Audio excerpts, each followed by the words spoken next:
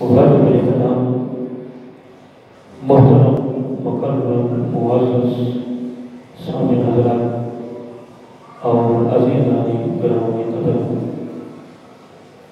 اللہ تعالیٰ کی حمد و ثنا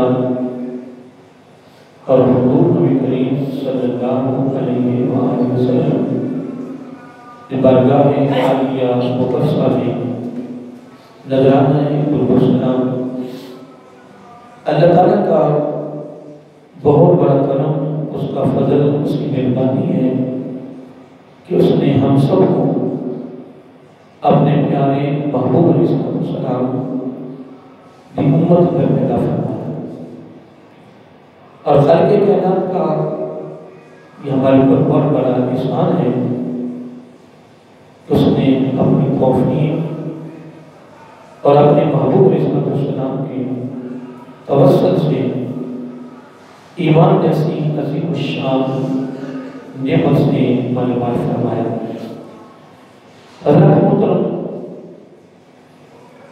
اللہ تعالیٰ کی توفیق سے ہماری گفتگو کافی دنوں سے ایک خصوصی موضوع کی مناسبت سے چل رہی ہے۔ اللہ تعالیٰ کی بارگاہ میں یہ دعا ہے کہ اللہ تعالیٰ ہم سب کو قرآن و سنت کی تعلیمات پر عمل کرنے کی توفیق عطا فرمائے۔ یقیناً وہ لوگ بڑے خوش نصیب ہیں کہ جن کو اللہ تعالیٰ نے قرآن و سنت کی تعلیمات پر عمل کرنے کی توفیق دی ہے۔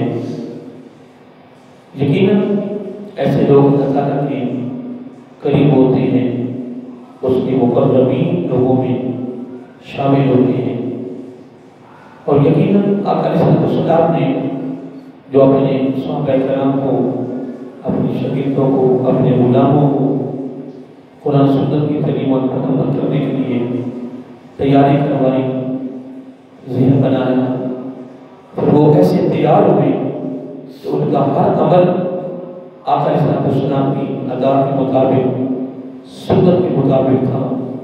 کوئی عمل بھی آقا علیہ السلام کی ادا سے ہٹ کے نہیں ہوتا تھا۔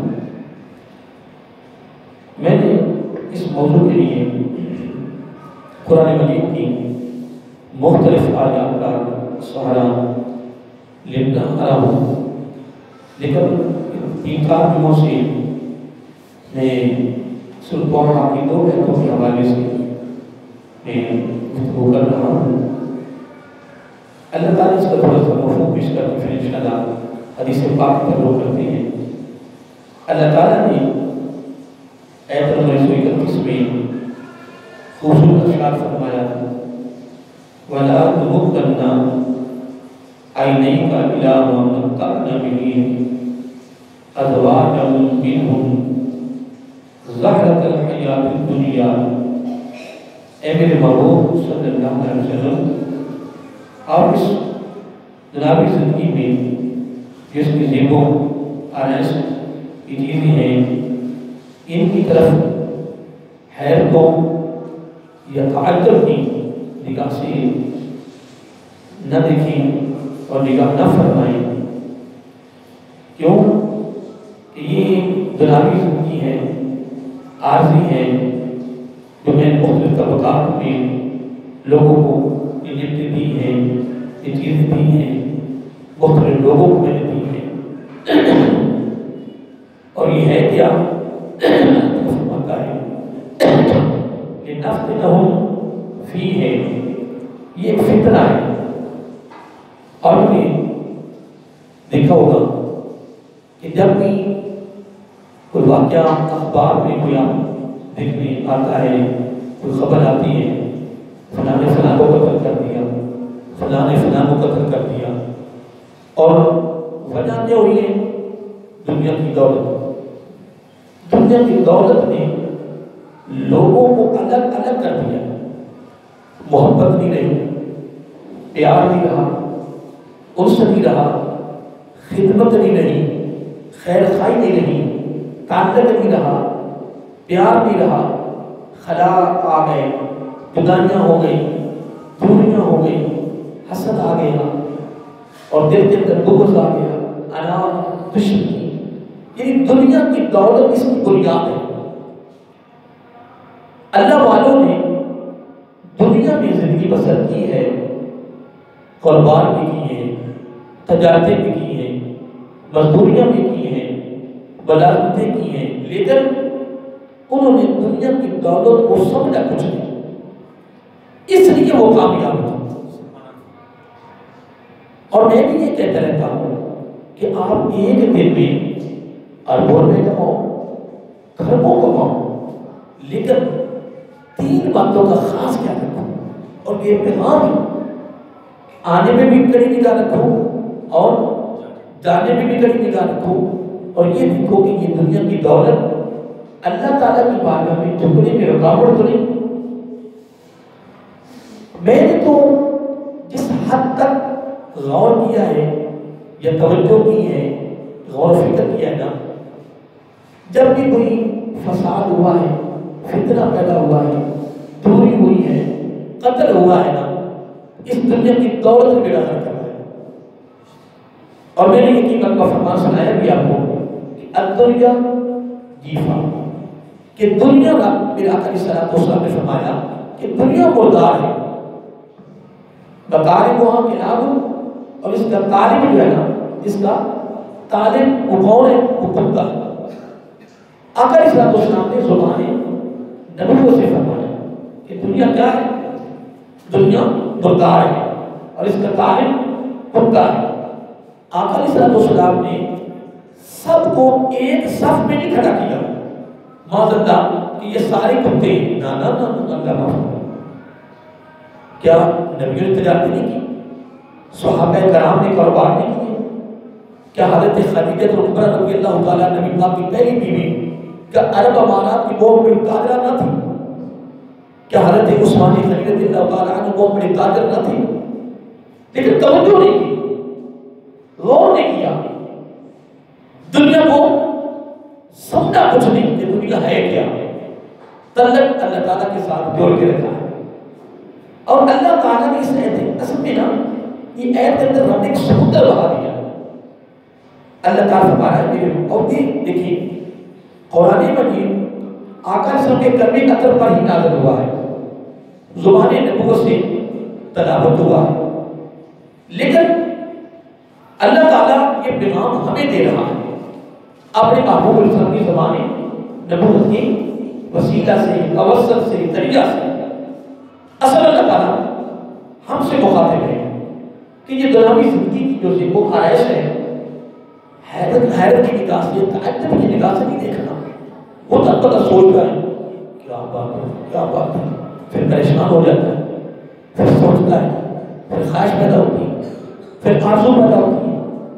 اللہ تعالیٰ نے ہمیں منع فرمایا، اللہ تعالیٰ ہمیں ہونا، ہم کسی کا بلادہ دیکھیں، کسی مارکیٹ دیکھیں، کسی کاروبار دیکھیں تو دیکھ کے ہم میرا ترجمے میں پھنس جائیں کہ کیا بات ہے۔ اللہ تعالیٰ مطلب نہیں، اللہ تعالیٰ فرما رہا ہے نہیں، اس نگاہ سے نہیں دیکھنا۔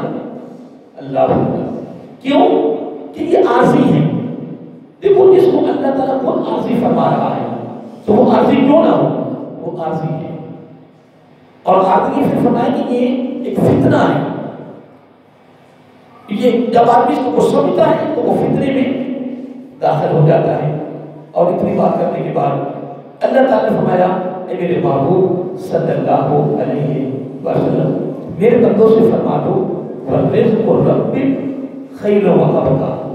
جب ایک جملے کو پڑھتا ہوں نا، خدا کا اس میں لطف آتا ہے، سرور آتا ہے کہ میرے رب نے کتنی پیاری بات فرمائی ہے۔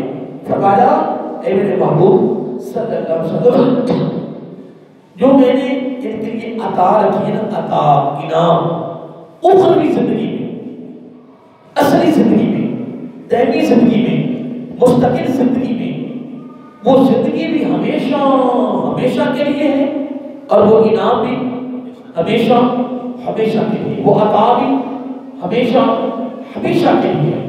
نہ اس زندگی کا کنارہ ہے، نہ رب کی عطا میں کنارہ ہے۔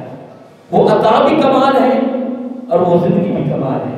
اللہ تعالیٰ فرما رہا ہے وَرِزْقُ رَبِّكَ، وہ میں نے جو اخروی زندگی میں تیری عطا رکھی ہے، پتہ وہ کیا ہے؟ بولا وہ کیا ہے؟ فرمایا خیر و ابقا۔ اللہ تعالیٰ اتنی بڑی ہستی ہے کہ خود فرما رہی ہے، پتہ وہ کیا ہے؟ بولا کیا ہے؟ فرمایا خیر و ابقا، تیرے لیے بہتر بھی ہے اور ہمیشہ ہمیشہ کے لیے وہ رہنے والی چیز ہے۔ اتنی بات کرنے کے بعد پھر اللہ تعالیٰ نے بڑی بڑی بات فرمائی، اب خیر و ابقا، اس نعمت کو، اس عطا کو، اس انعام کو حاصل کرنے کا ذریعہ کیا؟ ایک سوال کہ وہ انعام کیسے حاصل کیا جائے گا؟ اس کے لیے توجہ، محنت، کاوش، جدوجہد، راستہ کون سا ہے؟ پھر آپ نے فرمایا وَأْمُرْ أَهْلَكَ بِالصَّلَاةِ، فرمایا خود بھی اور گھر والوں کو بھی حکم کرو میری بارگاہ میں جھکنے کے لیے۔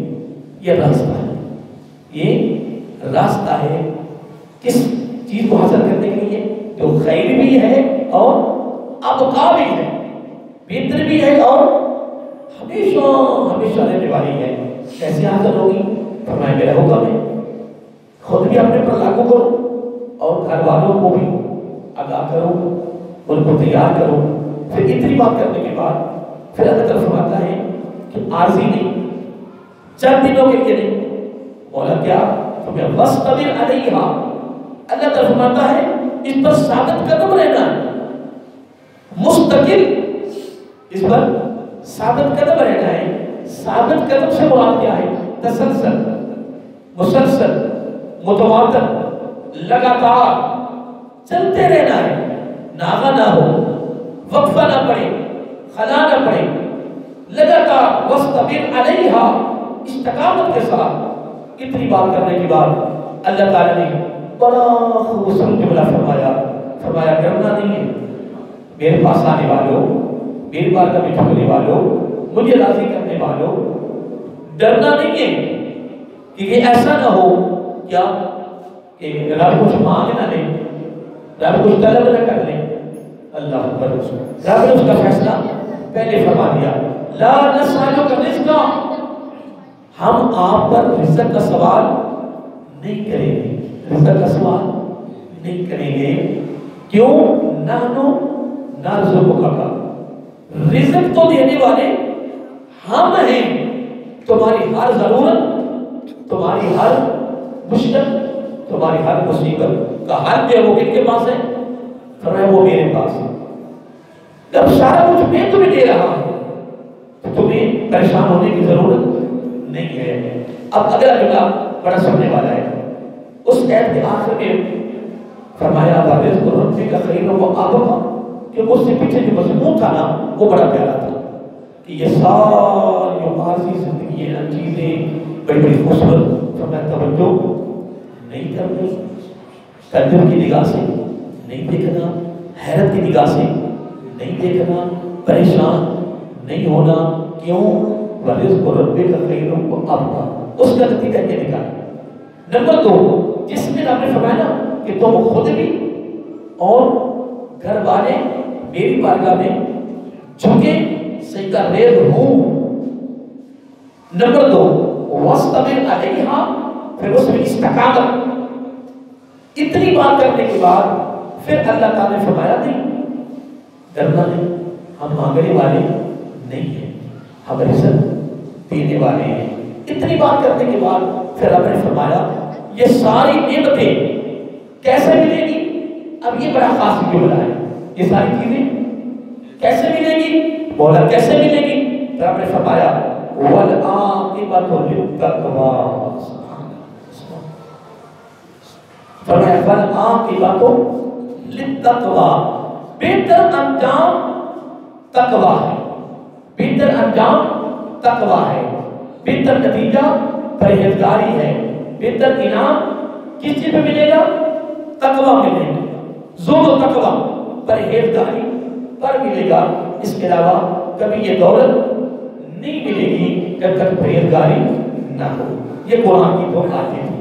اب آئیے حدیث پاک کی طرف، جو حدیث پاک میں آتا ہے، پچھلا جو جمعہ کا اس کی جو گفتگو تھی وہ یہاں میں نے ایڈ کیا تھا کہ جب میرا آقا صلی اللہ علیہ وسلم کہ النور اذا دخل فی القلب انشرح له صدر انفسحا، بے شک جب دل میں نور داخل ہوتا ہے تو اس کی سینہ بھی کھل جاتا ہے اور کشادہ ہو جاتا ہے۔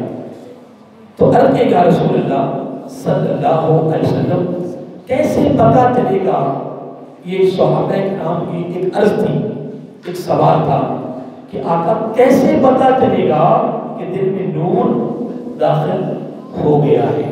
جس طرح وہ پچھلا سوال میرے ساتھ ملایا تھا کہ عرض کیا کہ یا رسول اللہ صلی اللہ علیہ وسلم لوگوں میں سے بہتر کون ہے؟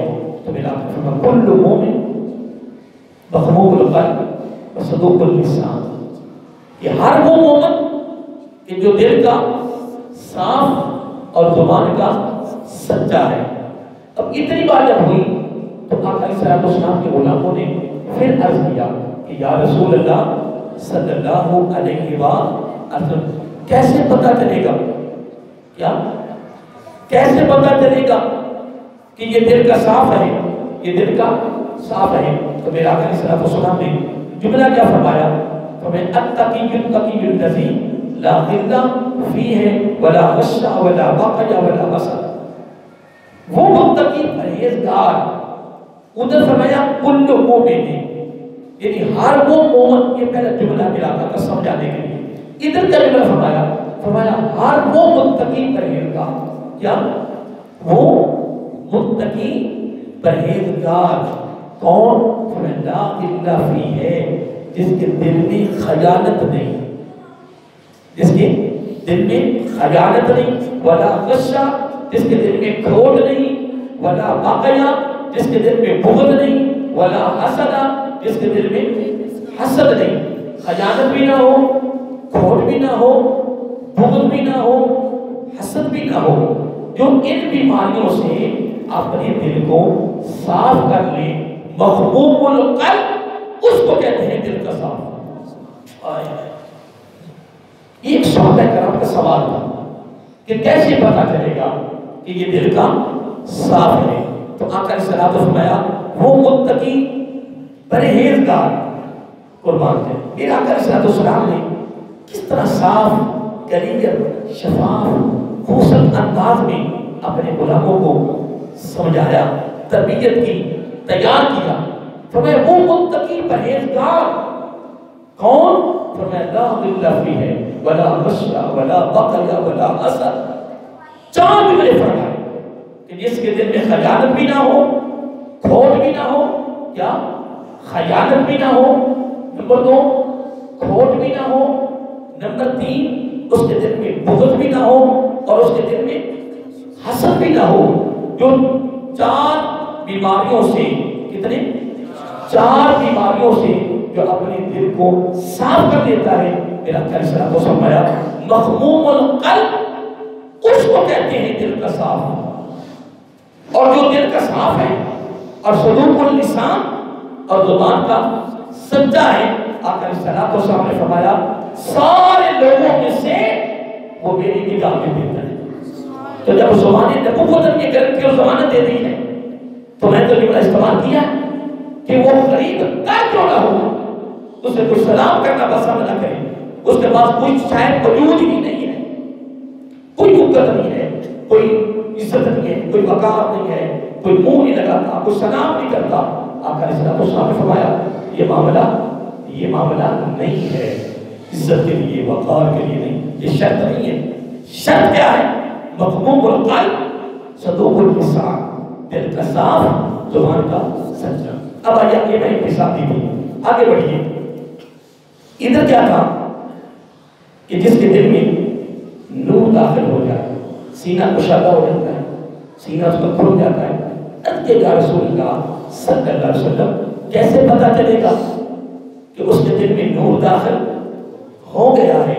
اس طرح جس طرح پچھلا سوال تھا، اس طرح انہوں نے یہ ایک نیا سوال کیا کہ کیسے پتہ چلے گا کہ اس کے دل میں نور داخل ہو گیا ہے؟ آقا نے فرمایا نعم التجا في اندار الخلود والانابه الى الخلود والاستعداد للموت قبل نزوله. آقا نے 3 باتوں کا ذکر کیا. کتنی؟ اگر یہ 3 عمل دیکھیے میرا کر کتنی پیاری پہچان کرتے ہیں, بہترین تعارف کروایا ہے, اور میرا کر یہ 3 باتیں کلیئر شفاف کرتی نور کے داخل ہونے کے لیے. اور پیچھے لفظ آتا ہے فَمَن يُرِدِ اللَّهُ أَن يَهْدِيَهُ يَشْرَحْ صَدْرَهُ لِلْإِسْلَامِ. جب اللہ تعالیٰ کسی کو اپنے قریب کرنا چاہتا ہے, یہ میرے قریب ہو جائے میں اس کے قریب ہو جاؤں. جب اللہ تعالیٰ کسی کو ہدایت دینا چاہتا ہے, ہدایت کا ارادہ کرتا ہے, تو میرے آپ نے کیا فرمایا یشرح صدرہ للاسلام. پھر اللہ تعالیٰ اس کے سینے کو کھول دیتا ہے, اس کے سینے کو کھول دیتا ہے. اور میں ایک جملہ پڑھ رہا تھا وَحُسِّنَ مَا فِي الصُّدُورِ. اللہ اکبر. قرآن کے لفظ ہیں. کس کے؟ قرآن کے لفظ ہیں. یہ اس میں بات میں پڑھ رہا تھا کہ جب میں نے اس سورت کو پڑھا تو میں حیران ہو گیا. اللہ تعالیٰ نے یہاں کیا ارشاد فرما دیا ہے, اور بڑا کمال. تو میں وَحُسِّنَ مَا فِي الصُّدُورِ جملے پہ غور کریں. یہ قرآن ہے, 30واں پارہ ہے, سورۃ العادیات ہے, اور اس کی آیت نمبر 10 ہے. سورۃ العادیات پارہ نمبر 30 آیت نمبر 10. وَحُسِّنَ مَا فِي الصُّدُورِ. قیامت کے دن جو سینے میں ہوگا, جو سینے میں ہوگا, رب پردے کھول دے گا اور سینے سے نکال کر سارا کو اللہ تعالیٰ سامنے لا دے گا اور ظاہر کر دے گا. دیکھیں میرا آقا علیہ السلام کی بڑی خوبصورت ایک تربیت ہے, پیغام ہے. آقا علیہ السلام نے فرمایا کہ جو کسی کا پردہ رکھتا ہے, کیا پردہ رکھتا ہے, میں اس کا نبی گارنٹی دیتا ہوں قیامت کو اللہ تعالیٰ تجھے لوگوں کے سامنے شرمسار نہیں کرے گا, وہ تیرے دونوں پہ پردہ ڈالے. حضرت یزید بسطامی رحمۃ اللہ تعالیٰ جا رہے تھے نا, تو لوگ ہاتھ چوم رہے تھے, غصہ لے رہے تھے, ٹھیک ہے نا, ہاتھوں میں غصہ لے رہے تھے, لوگ آگے پیچھے اور بڑی محبت کر رہے تھے, اور استقبال ہو رہا تھا. آواز آئی, کیا آواز آئی, اے میرے بندے یہ لوگ تیرے ساتھ بڑے غربت میں ہیں, پیار کر رہے ہیں, تیرے ہاتھوں کو چوم رہے ہیں, تیری عزت کر رہے ہیں, تیرے آگے پیچھے ہو رہے ہیں. اگر میں ابھی پردہ ہٹا دوں نا تو کوئی تیرے نزدیک نہ آئے. میں نے پردہ ڈالا ہوا ہے, اور خدا کی عزت کی قسم یہ رب کا کرم ہے, اس کا فضل ہے ہمارے اوپر. جس طرح حضرت علی کا قول ہے رضی اللہ تعالیٰ عنہ, وہ فرماتے ہیں کہ بندہ کہتا ہے کہ میں ایسے اوپر ہاتھ اٹھاؤں نا, کیا اوپر میں ایسے ہاتھ اٹھاؤں, نیچے بعد میں آئے, دعا پہلے قبول ہو جائے. کیا ہاتھ اٹھاؤں, ہاتھ نیچے بعد میں آئے, اور کام میرا یاد رہے گا. یہ حضرت علی کا قول ہے رضی اللہ تعالیٰ کہ مجھے تعجب ہے اس شخص پر, میں حیران ہوں اس شخص پر کہ جو کہتا ہے کہ میرے ہاتھ نیچے بعد میں آئے, نیچے اور کام میرا پہلے ہو جائے. فرمایا اللہ کا شکر ادا کر, اللہ تعالیٰ کا شکر ادا کر کہ وہ گناہ کرنے پہ فوراً پکڑتا نہیں ہے. ہائے ہائے, میں کو آپ کو جملہ سمجھا نہیں سکا, لیکن میرے علی نے سمندر بہا دیا تھا. کیا سمندر بہا دیا ہے. فرمایا اس بات میں داخل نہ ہو جا کہ میرے ہاتھ نیچے بعد میں آئے, کہاں میرا پہلے ہو جائے. اللہ کے بندے شکر ادا کر, اگر رب پکڑنے پہ آ جائے نا کہ فوراً گناہ ہوا نہیں پکڑا, کوئی بچے گا نہیں. کون بچے گا اس سے؟ وہ کتنا کریم ہے, کتنا رحیم ہے, کتنا غفور ہے, کتنا کمال ہے کہ بندہ کتنے کتنے پاپ کر رہا ہے, اس نے کبھی دسترخوان سے اٹھایا نہیں, اپنا رزق روکا نہیں. کتنا بھی ہاتھ سے بڑھ جائے, کوئی بت کو اپنے ہاتھوں سے تراش کر کے اس کو خدا بنا کے بیٹھا ہے, کوئی پتر کو خدا بنا کے بیٹھا ہے، کوئی گائے کو خدا بنا کے بیٹھا ہے، کوئی سورج اور چاند کو جناب وہ خدا بنا کے بیٹھا ہے، کوئی کہتا ہے وقت پہ پیدا ہوا ہے وقت پہ مر جائے گا، کوئی اس کی اور حقیقت نہیں ہے، لیکن وہ رب اتنا کمال رب ہے، وہ اتنا قریب ہے کہ وہ پھر بھی دے رہا ہے، پھر بھی وہ اس نے رزق روکا، دسترخوان سے اٹھایا نہیں، وہ دے رہا، وہ دیتا جا رہا ہے۔ تو حضرت علی تو فرماتے رضی اللہ عنہ ہو کہ میں حیران ہوں تیری سوچ پر، تیری سوچ پر اور تیرے خیال پر نہیں، کہ تیرا خیال کیا ہے کہ ہاتھ نیچے بات میں آئے کام میرا پہلے ہو جائے، وہ کتنا قریب ہے کہ وہ فوراً تجھے گناہ پر پکڑتا نہیں ہے۔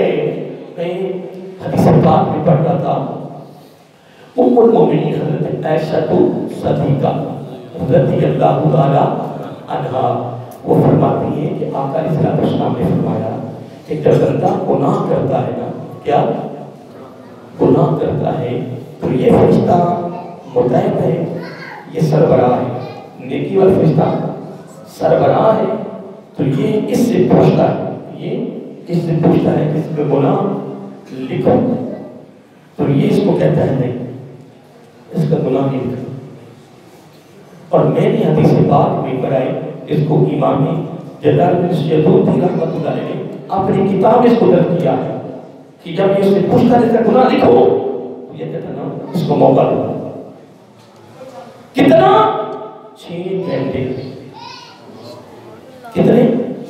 میں نے 6 گھنٹے پڑھا، آپ نے کتاب میں پاس موجود ہے، کتنے؟ جیسا 6 گھنٹے یہ فرشتہ کہتا ہے اس کو موقع دے، 6 گھنٹے تک یہ بیٹھے انتظار میں، بندہ چل رہا ہے، پھر رہا ہے، کھا رہا ہے، کما رہا ہے، آ رہا ہے، جا رہا ہے، یہ انتظار میں ابھی توبہ کرے، ابھی توبہ کرے۔ یہ مرضی سے اس نے اس کو حکم کیا ہے کہ کسی کے حکم پر کہا؟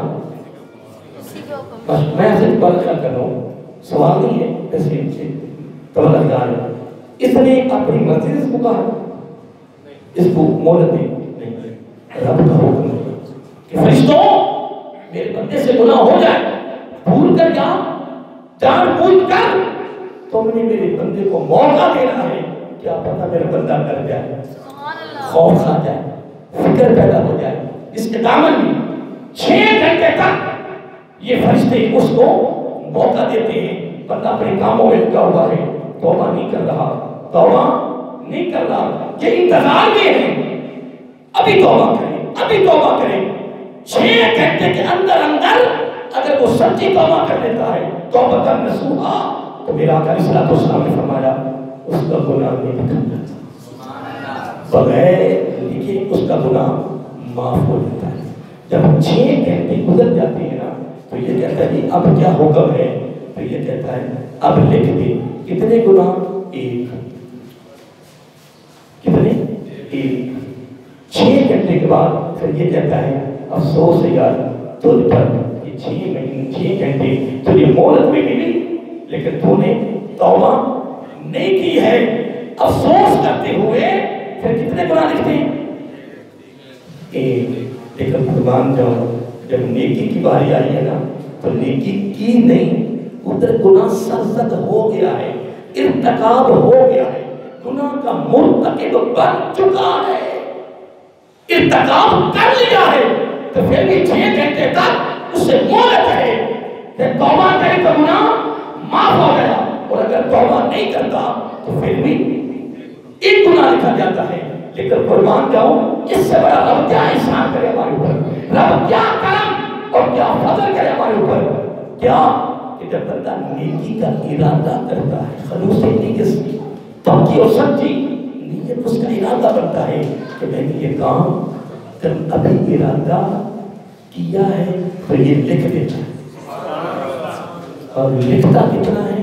ایک نہیں، وہ کام جو اس نے اچھے کام ارادہ کیا ہے، اچھے کام کا جو رب کو پسند ہے ابھی کیا نہیں، لیکن نیت المومن خیر من عملہ، ابھی نیت کی ہے تو نبی پاک علیہ السلام نے فرمایا، حضرت عائشہ صدیقہ رضی اللہ تعالی عنہا اس کی راوی ہے کہ آقا علیہ السلام نے فرمایا ارادہ ہوا نہیں، لکھا گیا. ادھر گناہ 6 گھنٹے کے بعد کیا کتنے لکھے گئے؟ ادھر ابھی ارادہ کیا تو لکھ دیا ہے. کتنا؟ 10 گناہ. کتنے؟ مصر نے کہا جس طرح موسیٰ علیہ السلام کی قوم میں قحط پڑ گئی، کیا کھانے پینے کی اشیاء میں کمی آ گئی، ٹھیک ہے جی. تو ایک بندہ بند کمرے میں بیٹھا ہوا تھا، کمرے میں بیٹھا ہوا اکیلا تھا، تنہائی میں تھا. خود اس سے کسی سے کہتا مولا میرے پاس تو ہے کچھ نہیں، اگر یہ دور اتنا دور پہاڑ اتنا اگر تم مجھے آٹا دے دینا تو میں تیری مخلوق میں تقسیم کر دوں. ابھی یہ باتیں ہو رہی ہیں، رب نے وہی بھیجی اپنے پیغمبر کی طرف، موسیٰ علیہ السلام کی طرف وہی بھیجی. فرمایا موسیٰ مولا حکم، فرمایا جلدی نکل یہاں سے، میرے بندے کے پاس جا، اس کو خوشخبری سنا کہ میں نے تیرے نامہ اعمال میں ایک دور پہاڑ جتنا آٹا میری مخلوق میں تقسیم کیتا وہ میں نے لکھ دیا ہے، میں نے لکھ دیا ہے. اس لیے میرا آقا صلی اللہ علیہ وسلم نے کیا فرمایا؟ فرمایا جب تم پردہ ڈالے گا تو میں تیرے نبی گارنٹی دیتا ہوں قیامت کو رب تیروں پر بھی پردہ ڈال، وہ تمہیں لوگوں کے سامنے شرمسار نہیں کرے گا. تو ہم نے تو فرما دیا ہے وَحُسِّنَ مَا فِي الصُّدُورِ وَحُسِّنَ مَا فِي الصُّدُورِ. قیامت کے دن جو تیرے سینوں میں چھپا ہوگا وہ میں سینہ شک کر کے یہاں سے نکال کے لوگوں کے سامنے پیش کر دوں. لوگوں کو پتہ چل جائے گا اس کے سینے میں کیا ہے، اس کے سینے میں کیا ہے. ادھر کیا فرمایا آقا علیہ السلام کی بارگاہ میں عرض کیا آقا کیسے پتہ چلے گا کہ دل میں نور داخل ہو گیا ہے؟ میرا آقا نے 3 نشانیاں بیان کی. کتنی؟ 3 نشانیاں بیان کی. پہلی نشانی کیا ہے؟ فرمایا ہاں میں عربی پڑھ دی ہے اس کا مفہوم پیش کر رہا ہوں. ہاں دھوکے والا کام، دھوکے والا گھر، یہ دنیا اس سے دور رہے، اس سے دور کا یہ مطلب نہیں کہ وہ کمائے نا. کون منع کرتا ہے کہ تم کماؤ نا؟ کون کہتا ہے تم کاروبار نہ کرو؟ کون کہتا ہے تم ملازمت نہ کرو، ڈیوٹی نہ کرو؟ کون کہتا ہے؟ یہ سلسلہ چلتا رہا ہے، اس کے بغیر زندگی کیسے بسر ہوتی ہے؟ لیکن شریعت یہ نہیں کہتی کہ تم نہ کماؤ، کماؤ لیکن آنے پہ نگاہ رکھو کہ یہ کہاں سے آ رہا ہے، جانے پہ نگاہ رکھو کہاں جا رہا ہے، اس پہ نگاہ رکھو کہ رب کی بارگاہ میں جھکنے میں رکاوٹ تو نہیں ہے. اگر رکاوٹ ہے تو یہ وبال ہے تیرے لیے، یہ مصیبت ہے تیرے لیے، یہ مصیبت کھڑی ہو جائے گی تیرے لیے جو تجھے رب سے دور کر رہا ہے. کیا؟ مال. اس سے بچے. آقا علیہ السلام نے فرمایا تمہیں بتاؤں کہ کس کے دل میں نور داخل ہو گیا ہے؟ آقا کیا بتائیے؟ فرمایا نمبر 1 دھوکے والے گھر سے دور ہو اور ہمیشہ گھر جو رہنا ہے اس کی طرف رغبت ہو. لیکن ہم نے وَالْإِنَابَةُ إِلَىٰ دَارِ الْخُلُودِ. اور آگے کیا فرمایا؟ فرمایا وَالْإِسْتِعْدَادُ لِلْمَوْتِ قَبْلَ نُزُولِهِ. اور موت کے آنے سے پہلے تیاری میں رہے. یہ 3 فعل، 3 عمل، 3 علامتیں، 3 نشانیاں